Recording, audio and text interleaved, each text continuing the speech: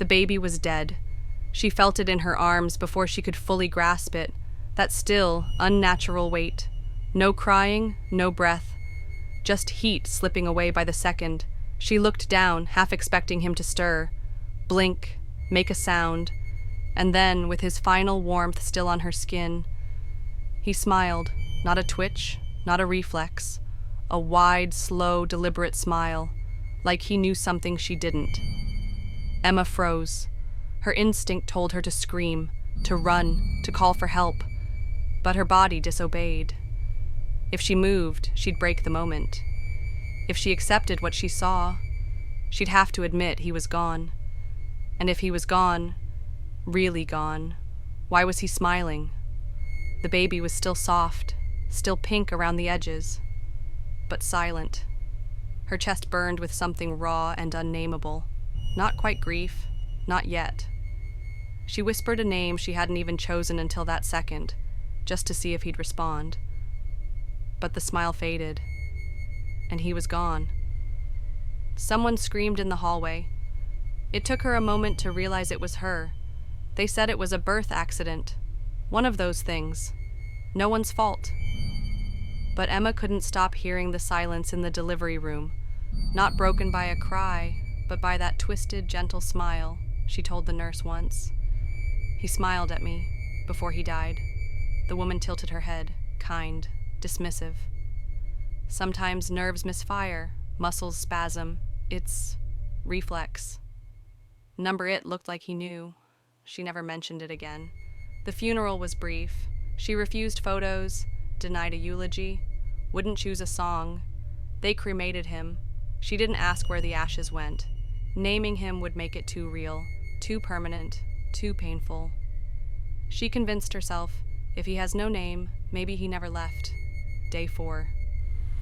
She woke in a cold sweat. The baby monitor in the hallway was glowing green. Static hummed through the speaker. She hadn't unplugged it. Or had she?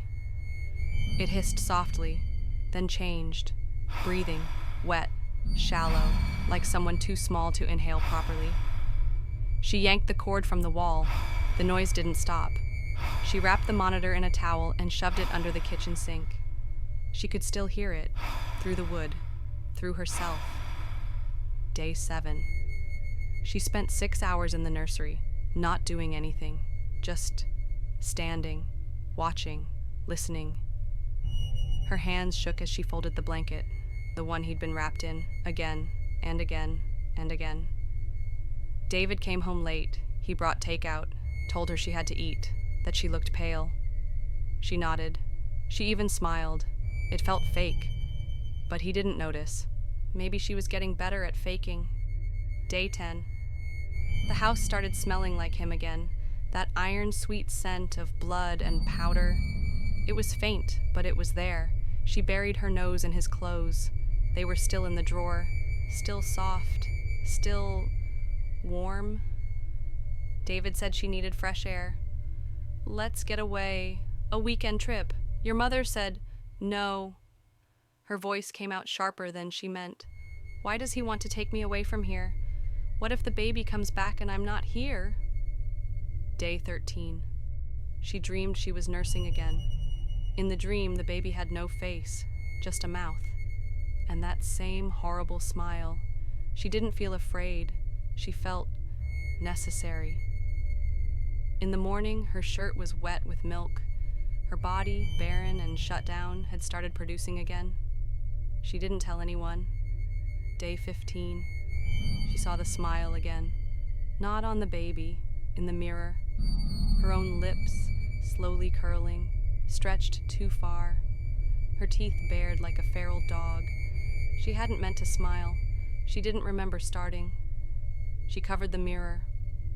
Later, she found a smear of tiny fingerprints in the dust on the nursery windowsill. She cleaned them. An hour later, they came back. Smaller this time, greasier, sticky, like drool.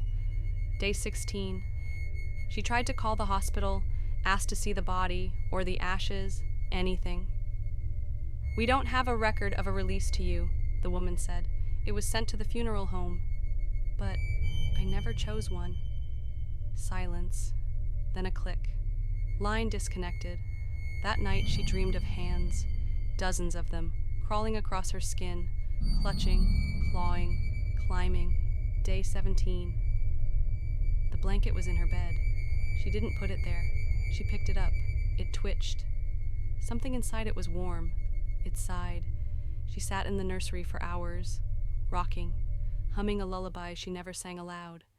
There was weight in her arms, heavy, then light, then heavy again. She felt breath on her collarbone.